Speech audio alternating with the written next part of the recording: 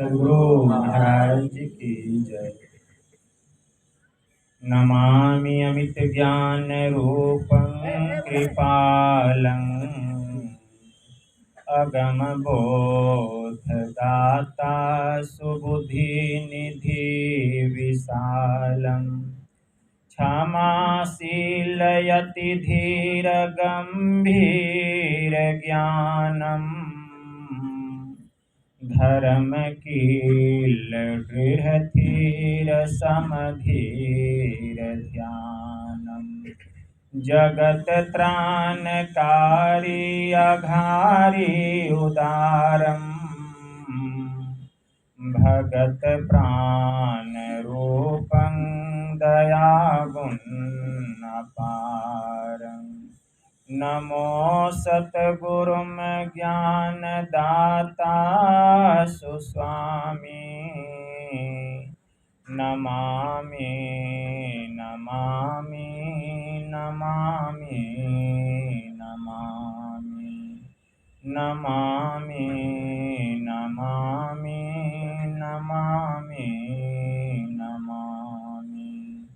महाराज सद्गुरु है राजन को राजा है जिनकी कृपा से सरय सर्व काजा भने में ही सोई परम गुरु नमामि नमामि नमामि नमामि नमामि नमामि नमामि नमामि नमामि।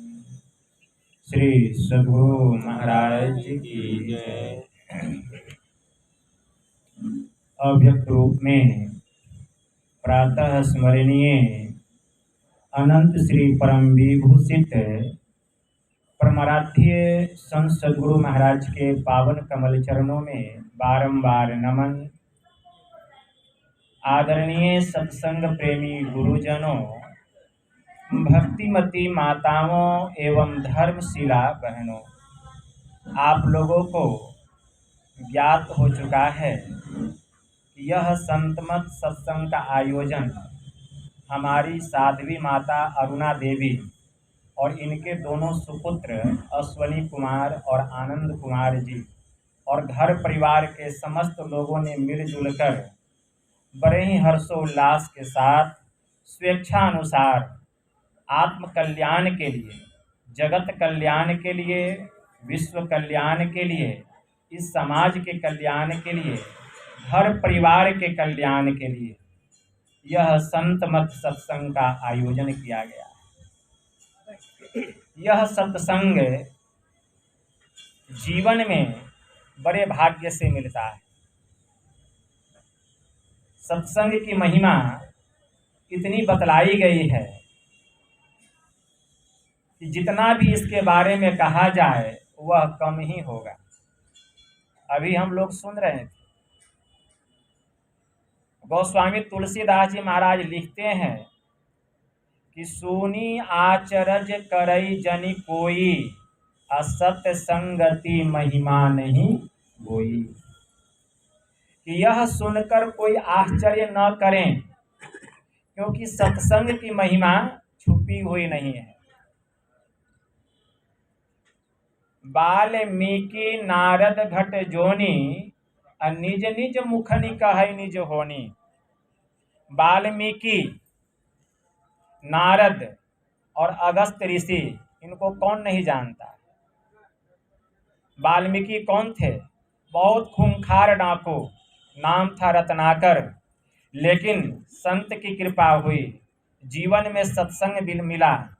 देवर्षि नारद बाबा को इन्होंने अपना गुरु बनाया और इनको सत्संग सुनाया। इतनी कृपा हुई कि खूंखार डाकू जो रत्नाकर था वह वाल्मीकि बन गया। देवर्षि नारद दासी के पुत्र थे, लेकिन संजोग ऐसा था कि संतों की कृपा हुई, बराबर जाते थे, संत महापुरुषों के पास, उनकी सेवा करते थे। सेवा करते करते इतने जिज्ञासु हो गए ज्ञान को प्राप्त करने के लिए कि जिज्ञासा करने लगे कि मैं भी इस ज्ञान को प्राप्त करना चाहता हूँ। लेकिन साधु संतों ने कहा कि ठीक है, पहले जाओ अपनी माँ से आज्ञा लेकर के आओ। माँ भी इतनी सीधी और सरल थी कि आज्ञा दे दी, सदयुक्ति मिल गया। लेकिन माँ की सेवा में रहते थे। जब माता का शरीर छूट गया तो एकांत में जाकर के ध्यान साधना किए और देवताओं के ऋषि देव ऋषि नारद कहलाए। साधारण बात नहीं है। और अगस्त ऋषि की उत्पत्ति नीच स्थान से हुई थी, लेकिन सत्संग के प्रभाव से ये भी सिद्ध महापुरुष हुए, अर्थात ब्रह्म ऋषि महापुरुष हुए। ये तीनों ब्रह्म ऋषि कहलाए, ब्रह्म ज्ञानी महापुरुष कहलाए, सत्संग की महिमा से, सत्संग के प्रभाव से। इसीलिए स्वामी केशवानंद जी महाराज को कहना पड़ गया कि दासी के नारद, हिरनी के श्रृंगी ऋषि, अंडा से वृंदा सुखदेव जी कहात है, गागरी से कुंभज, रेणुका से परशुराम, कुलहंडू से वाल्मीकि महिमा लखात है, मत्स्य गंधा से व्यास, गणिका से वशिष्ठ मुनि, क्षुद्रानी से भारद्वाज ब्राह्मण पद पात है। कहे कभी केशवदास, अरे कहाँ लो करो वखान, सत्संग के प्रभाव से शिरोमणि कहा। ये शिरोमणि हुए, अर्थात तत्वदर्शी महापुरुष हुए। ऐसे महापुरुषों के संबंध में, ऐसे तत्वदर्शी महापुरुषों के संबंध में, ऐसे ब्रह्मज्ञानी महापुरुषों के संबंध में गोस्वामी जी को कहना पड़ा कि बंदौ संत समान चित, हित अनहित नहीं कोऊ, अंजुलि गत शुभ सुमन जिमी, असम सुगंध कर दो। ऐसे महापुरुषों के बारे में कहना पड़ा। ऐसे वैसे महापुरुषों के बारे में नहीं, जो ज्ञान ध्यान में प्रवीण हैं, जो साधना के परम प्रकाष्ठा को प्राप्त किए हैं, ऐसे महापुरुषों से प्रार्थना करते हैं, ऐसे संतों से प्रार्थना करते हैं कि बंदो संत समान चित्त, हित अनहित नहीं को। मतलब संत जो है वे एक रस होते हैं, चाहे मित्र हो या शत्रु हो, उनके हृदय में दोनों के लिए एक समान व्यवहार होता है, एक समान प्रेम होता है। वे किसी को मित्र और किसी को शत्रु नहीं समझते हैं। जैसे अंजुलि प्राप्त कोवे के सुंदर फूल, अंजुलि कहा गया, दोनों हाथ को सटा लीजिए, एक में एक सुंदर सुगंधित फूल रख दीजिए। तो ये जो सुगंधित फूल है,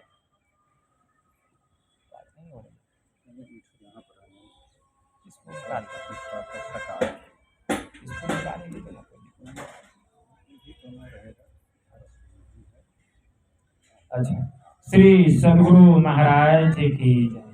तो अंजुलि प्राप्त कोवे के सुंदर फूल, यह नहीं देखता है कि कौन दाहिना हाथ है कौन बायां हाथ है, दोनों को छोड़कर वह एकदम बराबर सुगंध देता है।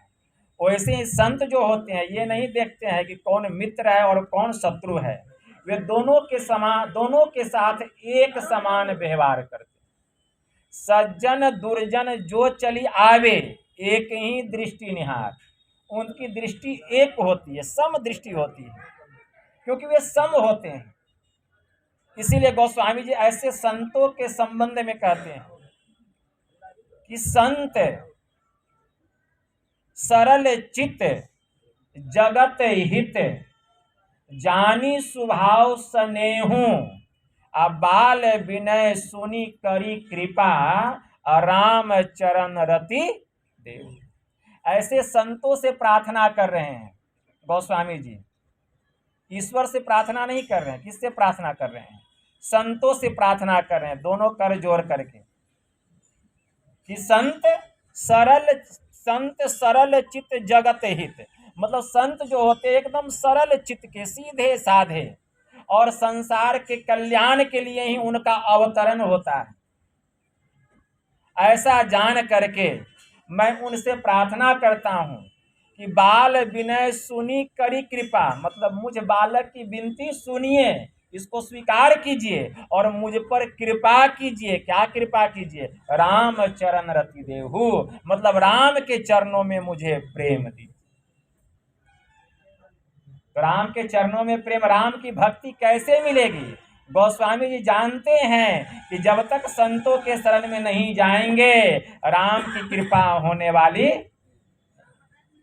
इसीलिए भगवान श्री राम ने भी कहा प्रथम भगति संतन कर,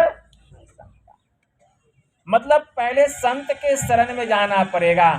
इसलिए बाल विनय सुनी करी कृपा, राम चरण रति देहु, मुझ बालक की विनती स्वीकार कीजिए और मुझे राम के चरणों में अनुराग दीजिए, प्रेम दीजिए। कितना उत्तम विचार है गोस्वामी जी का, क्योंकि वे जानते हैं कि ब्रह्मा विष्णु और शिव, इनके पास भी अगर हम चले जाएंगे तो इनके पास भी जाने से हमें राम की कृपा प्राप्त होने वाली नहीं है। क्योंकि ब्रह्मा विष्णु महेश्वर कहिए, अरे इन सिर लागी काई, इनके भरोसे मत कोई रहिए, इन्हों मुक्ति न पाई। स्पष्ट बाबा कबीर ने कहा कि ब्रह्मा विष्णु महेश्वर कहिए, इन सिर लागी काई, इनके भरोसे मत कोई रहिए, इन्हों मुक्ति न पाई। ऐसा क्यों कहा बाबा कबीर ने? क्योंकि ये तीनों गुण के फेरे में पड़े हुए हैं। ब्रह्मा जी रजोगुण के फेरे में पड़े हुए हैं, भगवान शिव तमोगुण के फेरे में पड़े हुए हैं, और भगवान विष्णु सतोगुण के फेरे में पड़े हुए हैं। इसीलिए संत पलटू साहब की वाणी में आया, बड़ा होए ते ही पूजिए, असंतन किया विचार, असंतन किया विचार, ज्ञान का दीपक लेना। देवता 33 कोटि नजर में सबको चीना, सबका खंडन किया, खोज के 3 निकाला, तीनों में दुई सही, मुक्ति का एके द्वारा। हरि को लिया निकारी, बहुरी 3 मंत्र विचारा। अरे हरि है गुण के बीच, कह दिया ना, हरि है गुण के बीच, संत है गुण ते न्यारा। पलटो प्रथमे संत जन, दूजे हैं करतार, बड़ा होए ते ही पूजिए, संतन किया विचार। संत पलटू साहब ने कहा तो सबसे बड़े कौन हैं? सबसे बड़े किनकी संज्ञा दी गई? संत की, कि सबसे बड़े संत हैं। इसलिए बड़ा होए ते ही पूजिए, जो सबसे बड़े हैं पूजा उनकी होनी चाहिए। संतन किया विचार, ज्ञान का दीपक लेना। ऐसे मुजबानी विचार नहीं किया जैसे हम लोग बैठ करके करते हैं विचार कि क्या करना चाहिए, क्या उत्तम है, क्या उचित है, क्या, ऐसे नहीं, दिव्य दृष्टि से देखा, ज्ञान के नयन से देखा। संतन किया विचार, ज्ञान का दीपक लेना, ज्ञान की रोशनी में देखा। बहुत सारे महापुरुष सरयू नदी के किनारे बैठे हुए थे, बहुत सारे महापुरुष, 88,000 महापुरुष बैठे हुए थे। सभी ने विचार किया कि किसकी भक्ति की जाए, सबसे श्रेष्ठ कौन है देवताओं में। तो यह परीक्षा लेने के लिए तैयार हो गए। एक महात्मा थे, वे चले कि मैं सिद्ध करके आता हूं कि किनकी भक्ति करनी चाहिए, कौन श्रेष्ठ हैं। तो विचार किया कि त्रिदेव की परीक्षा ली जाए। तो सबसे पहले गए ब्रह्मा जी के पास। अब ब्रह्मा जी सरस्वती जी के पास में बैठे हुए थे, नृत्य गान चल रहा था, और उसी में प्रवेश कर गए और ब्रह्मा जी को प्रणाम नहीं किए। जब ब्रह्मा जी को प्रणाम नहीं किए तो ब्रह्मा जी क्रोधित हो गए और कहें कि आपको अनुशासन पता नहीं है, आपका कोई शिष्टाचार नहीं है कि जब कोई भीतर आते हैं तो पहले प्रणाम करना चाहिए, पूछ कर आना चाहिए। ये शिष्ट व्यवहार आपके भीतर में नहीं है, आप यहाँ से तुरंत चले जाइए। वे वहां से चले गए। वहां से गए तो गए भगवान शिव के पास, कैलाश पर्वत, माता पार्वती भी पास में बैठी हुई थी, उन्हीं के बगल में जा करके बैठ गए। बस भगवान शिव त्रिशूल उठा लिए उनको मारने के लिए। अब वहां से भागे अब भागते भागते कहाँ है, सर्पों की सैया पर समुद्र में भगवान विष्णु लेटे हुए थे और माता लक्ष्मी उनका चरण चाप रही थी। बस देखे आओ देखे न ताव, उछल करके भगवान विष्णु के छाती पर एक लात मारे। बस भगवान विष्णु उनका चरण पकड़ लिए और कहते ऋषिवर आपके चरण इतने नाजुक, इतने मुलायम, इतने कोमल, फूल की पंखुड़ी से भी मुलायम, और मेरा यह जो सीना है, हृदय है, यह वज्र के समान कठोर, कहीं आपके तलवे में चोट तो नहीं लगी? और उनके तलवे को सहलाने लग गए। वहीं पर यह सिद्ध किया गया कि सबसे सहनशील भगवान विष्णु, ठीक है ना। इसलिए नारायण की पूजा होनी चाहिए, ठीक है ना। लेकिन जब वहां से आए तो संत पलटू साहब क्या कहें कि हरि है गुण के बीच, पूजा तो होनी चाहिए उनकी, लेकिन वे भी सतो गुण के फेरे में पड़े हुए हैं। असंत है गुण ते न्यारा, इसलिए जो तत्वदर्शी महापुरुष हैं, जैसे महर्षि वाल्मीकि, अभी सुने, जैसे महर्षि अगस्त ऋषि, देवर्षि नारद, ये सब तत्वदर्शी महापुरुष हैं।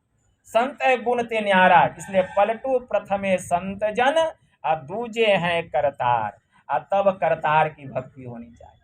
बड़ा होए ते ही पूजिए संतन किया विचार, इसलिए सबसे बड़े हैं संत, दूसरा नाम है, तीजे 10 अवतार तिन्हें प्रणाम है, अब ब्रह्मा विष्णु महेश सकल संसार है, अरे हाँ रे पलटू, अरे सबके ऊपर संत मुकुट सरदार है।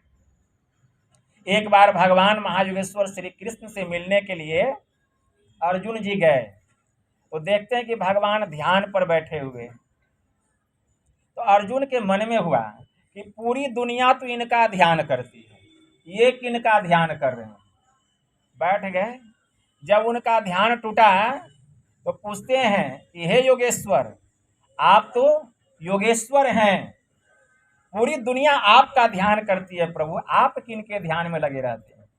कहें कि अर्जुन देखो, जो मेरा ध्यान करता है तो हमको भी जरूरी बनता है कि उसका ध्यान मैं भी करूं। तो जो भक्त मेरा ध्यान करते हैं, ऐसे भक्तों का मैं भी ध्यान करता हूं।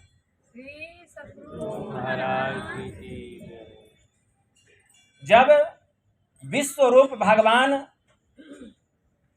योगेश्वर श्री कृष्ण ने अर्जुन को दिखाया, तो अर्जुन ने भगवान कृष्ण से पूछा था कि प्रभु मैं पूरी दुनिया को, संसार के संपूर्ण चराचर प्राणियों को आपके भीतर में देख रहा हूँ, स्वर्ग को, नरक को, लोक को, लोकपाल को, दिक्पाल को, 10 दिशाओं को, समस्त कोनों को, पूरे ब्रह्मांड को, संपूर्ण ब्रह्मांड को आपके भीतर में देख रहा हूं। एक ब्रह्मांड नहीं प्रभु, असंख्य ब्रह्मांड को देख रहा हूं।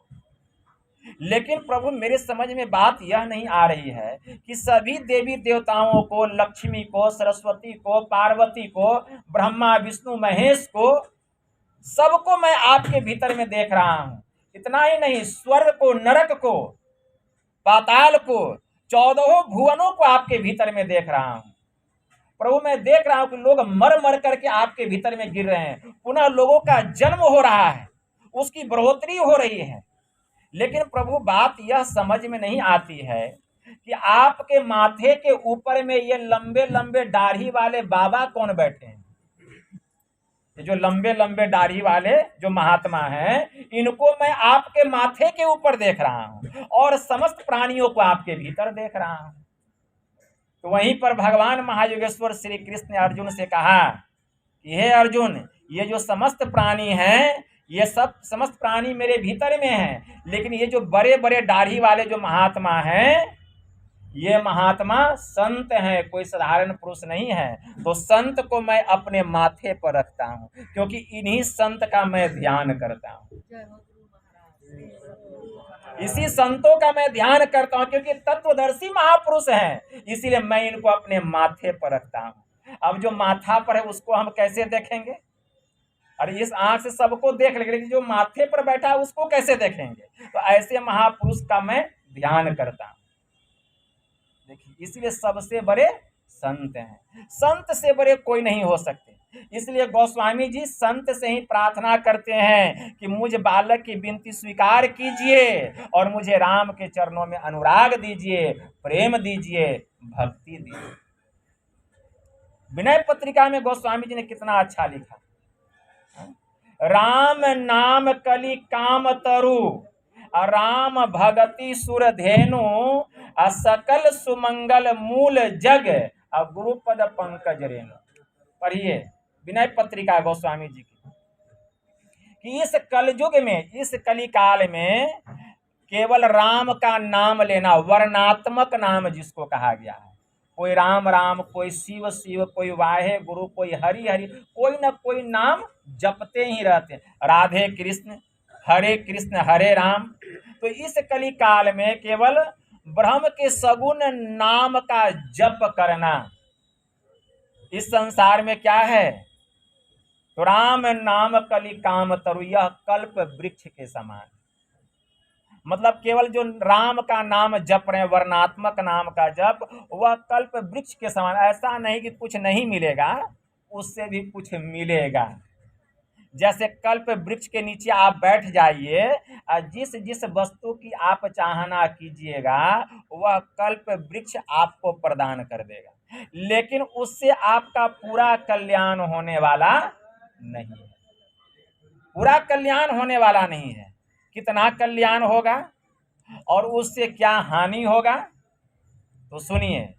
एक मुसाफिर था, रास्ता चल रहा था, भूख प्यास से उसका बुरा हाल हो गया था, बहुत जोरों की उसको प्यास लगी थी और जेठ की दोपहरिया थी। चलते चलते वह पसीने से तरबतर हो गया था। अब एक कदम भी वह आगे बढ़ाने में असमर्थ हो रहा था। तभी सामने में उसको एक छायादार वृक्ष दिखाई दिया। उस वृक्ष को देखकर वह बहुत खुश हुआ, हर्षित हुआ और उसी पेड़ के नीचे जा करके वह बैठ गया। लेकिन वह पेड़ साधारण पेड़ नहीं था, वह कल्प वृक्ष ही था। अब उसके मन में हुआ कि बहुत जोरों की प्यास लगी है, अगर कहीं से पानी मिल जाता तो कितना अच्छा होता। बस सोचने भर की देर थी, आगे में एक नदी बहने लगी। वो सोचने लगा, अभी मैं यहाँ आया तो नदी थी नहीं, ये नदी कहाँ से बहने लग गई। लेकिन ज्यादा तर्क वितर्क करने का उसके पास समय नहीं था। वह तुरंत गया, कुल्ला आचमन किया, मुंह हाथ धोया और एकदम मन भर पानी पिया, एकदम शीतल ठंडा ठंडा जल, और आकर उसी पेड़ के नीचे बैठ गया। भूख भी लगी थी, कुछ देर में भूख और बढ़ गई उसकी। तो मन में होता है बहुत जोरों की भूख लगी है, अगर कहीं से भोजन मिल जाता तो कितना अच्छा होता। तो मन में सोचने की देरी थी, वह तो कल्प वृक्ष था, जो कल्पना कीजिएगा वही मिल जाएगा।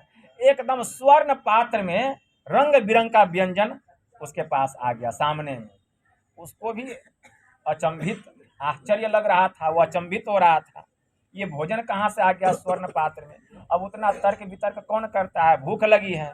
वह जल्दी से भोजन किया और फिर हाथ मुंह धोया, पानी पिया और फिर देखता है वह थाली गायब हो गया, तुरंत थाली भी गायब हो गया। अब उसी पेड़ के नीचे सोचा कि थोड़ा सा लेट जाते हैं। अब वह पानी पिया, भोजन किया, अब पेट भारी हो गया, लेकिन भूमि जो थी वह उबड़ खाबड़ पथरीली भूमि थी। तो मन में हुआ कि अगर यहाँ मुलायम गद्देदार बिछावन लग जाता तो कितना अच्छा होता। यह सोचना था कि मुलायम गद्देदार वहाँ बिछावन भी लग गया। अब वह लेट गया, लेकिन नजर ऊपर गई तो देखता है कि चिड़िया बैठी हुई है, अब कहीं बीट कर देगी तब क्या होगा। इसीलिए चारों तरफ से अगर ढक जाता है, घर बन जाता तो अच्छा होता। बस चारों तरफ से घर भी बन गया। अब उसको नींद लग गया, सो गया। अब जब नींद टूटा तो देखता है कि शाम हो गई है, सामने में जंगल है। अब मन में होता है इतना घना जंगल है, अब कहीं बाघ आ जाए खा जाए तब क्या होगा। इतना सोचना था कि जंगल से बाघ आया, उसको मार के खा गया। तो देखिए कल्प वृक्ष तो मिला, लेकिन पूरा कल्याण हुआ। तो इस कली काल में केवल वर्णात्मक नाम का जप करेंगे तो उतना कल्याण होने वाला नहीं है, हानि भी हो सकता है। क्यों? ज्यादा लोभ रखेंगे, लाभ से लोभ बढ़ता है, लोभ से लाभ होता है तो लोभ बढ़ते जाता है ना। तो क्या होगा कि राम नाम सत्य हो जाएगा। तो बस वही है वर्णात्मक नाम का जप करना इस कली काल में। तो राम नाम कलि काम तरु, राम भगति सुर धेनु। इस कली काल में राम की भक्ति करना मतलब प्रभु श्री राम के सगुण साकार रूप का ध्यान करना, उनकी पूजा करना, यह क्या है? कामधेनु गौ के समान है। अगर किसी को कामधेनु गौ मिल जाए तो क्या इससे पूरा कल्याण हो जाएगा? इससे भी उसका पूरा कल्याण होने वाला नहीं है। कामधेनु की पुत्री थी नंदनी, कामधेनु की पुत्री नंदनी थी। और नंदनी किसके पास थी? महर्षि वाल्मीकि जी के पास में, ठीक है ना। नंदनी की पुत्री थी महर्षि वाल्मीकि के पास में। विश्वामित्र मुनि उसी जंगल में आए, अपने सैकड़ों फौज के साथ आए हुए थे, आ रहे थे। तो महर्षि वाल्मीकि जी की कुटिया थी उसी जंगल में। जाते हैं महर्षि वाल्मीकि की कुटिया में और कहते देखिए बहुत जोरों की भूख लगी है, क्या भोजन मिलेगा? तो महर्षि वाल्मीकि जी कहते हैं आपके साथ जितना फौज है सबको भोजन कराएंगे। तो देखते हैं कि इनके पास में तो कुछ है ही नहीं, कुछ भी नहीं है इनके पास में। न लोटा है, न थाली है, न कुछ फल है। आ कहते सबको भोजन कराऊंगा। तो कैसे भोजन कराएंगे जरा देखते हैं। तो सबको बैठा दिए और नंदनी के पास गए। आ जाके कहते देखो जितने लोग आए हैं सबको भोजन कराना है। तो नंदनी जो थी सबके लिए भोजन की व्यवस्था कर दी। और महर्षि वाल्मीकि जी सबको भर पेट भोजन खिलाएं, एकदम खीर का भोजन कराएं। सब लोग ढकार मारने लग गए। अब सोचने लगे इनके पास कुछ है नहीं और इतना सुंदर भोजन इन्होंने कराया कैसे? तो वहीं पर कहते हैं कि मेरे पास कामधेनु की पुत्री नंदनी है, मैं जो भी चाहना इससे करता हूँ यह मुझे दे देती है, इसी से मैंने आप लोगों को भोजन कराया। यह सुन करके विश्वामित्र मुनि के मन में लोभ हो गया, अरे यह नंदनी तो मेरे पास रहना चाहिए, क्योंकि मैं राजऋषि हूँ, मेरे पास रहना चाहिए, इनको इससे क्या लोभ? तो कहते हैं यह नंदनी आप हमको दे दीजिए वाल्मीकि जी। तो महर्षि वाल्मीकि जी कहते हैं अगर आपके साथ नंदनी जाना चाहती है तो ले जाइए। बस वो खुट्टा से क्या करते हैं, डोरी खोलते हैं और खींचते हैं। लेकिन नंदनी जाना नहीं चाहती थी, वो पीछे मुड़ के देखती है महर्षि वाल्मीकि जी के तरफ। तो कहते हैं मेरी ओर देखती क्या हो, अपना पराक्रम दिखा। बस इतना विशाल रूप धारण की कि सबको मार करके खदेड़, विश्वामित्र और उनके फौज सहित सबको जंगल से बाहर खदेड़ दिया। अब इस क्रोध का बदला लेने के लिए इनके 100 पुत्र थे महर्षि वाल्मीकि जी के, और 100 पुत्रों की इसने हत्या कर दी। विश्वामित्र मुनि ने 100 पुत्र की हत्या कर दी। किसके कारण? एक नंदनी के कारण। तो मिला कल्याण हुआ। तो राम नाम कलि काम तरु और राम भगति सुरधेनु। इस कली काल में केवल राम के सगुण साकार रूप की भक्ति करना यह कामधेनु गौ के समान है, अर्थात इससे भी पूरा कल्याण होने वाला नहीं है। इसलिए सकल सुमंगल मूल जग गुरुपद पंकज रेणु। अगर हम चाहते कि संसार में मेरा पूरा कल्याण हो जाए तो गोस्वामी जी लिखते हैं कि सकल सुमंगल मूल जग गुरुपद पंकज रेणु, मतलब गुरु के चरणों में प्रेम करना पड़ेगा, उनकी भक्ति करनी पड़ेगी। जब तक गुरु की भक्ति नहीं करेंगे हमारा पूरा पूरा कल्याण होने वाला नहीं। इसीलिए संत की भक्ति से बढ़ करके और किसी की भी भक्ति, इसीलिए प्रथम भगति संतन कर संगा। भगवान श्री राम ने कहा दूसरी रति मम कथा प्रसंग। इसीलिए गोस्वामी जी लिखते हैं कि विधि हरिहर कवि कोविद वाणी कहत साधु महिमा सकु जान। गोस्वामी जी ने लिखा कि विधि मतलब ब्रह्मा, हरि मतलब भगवान विष्णु, और हर मतलब महादेव, और इन तीनों के अलावा ब्रह्मा विष्णु और महेश तीनों की पटरानियां मतलब सरस्वती, लक्ष्मी और पार्वती, और इनके अलावा जितने देवी देवता हैं ये सभी साधु की महिमा कहने में, संत की महिमा कहने में लजाते हैं, सकुचाते हैं। सो मोह सन कहीं जात न कैसे। तो जब ये लोग लजाते हैं, ब्रह्मा विष्णु महेश लजाते हैं, लक्ष्मी पार्वती सरस्वती लजाती है, स्वर्ग के जितने 33 कोटि देव हैं वे लजाते हैं, तो मैं इनकी महिमा का बखान इस मुख से कैसे कर सकता हूँ। सो मोह सन कहीं जात न कैसे, असाक बनिक मणि गण गुण जैसे। श्री सद्गुरु महाराज की। लीजिए, जिससे आवाज़ लगाइए।